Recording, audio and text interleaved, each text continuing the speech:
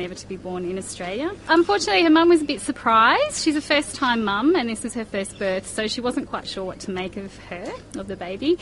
So she was a bit scared, and they weren't that aggressive towards her, but they were just scared. They just didn't really know how to sort of interpret what was going on. So we did actually, once we'd checked the baby and the vets had checked her and cleaned her up, we actually took her back and put her back in there, hoping that mum might just pick her up, but unfortunately she just stayed away. So we just made the decision to hand raise her because she's so important and we didn't want to take any risks at this point. Basically, we're mum to her. Especially in the first few weeks, it's really important. She has 24-hour-a-day care, so we're actually feeding her every 3 hours at the moment, and also, you know, taking care of all her other needs as well, social needs and comfort and that sort of thing. So, yeah, it's a full-time job.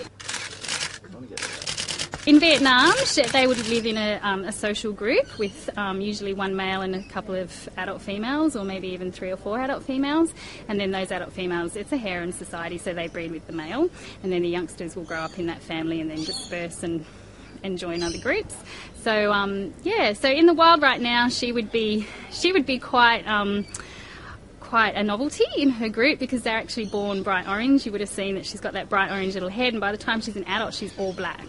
So they actually have this special adaptation of having their babies born bright orange because the other females in the group actually help look after any newborn.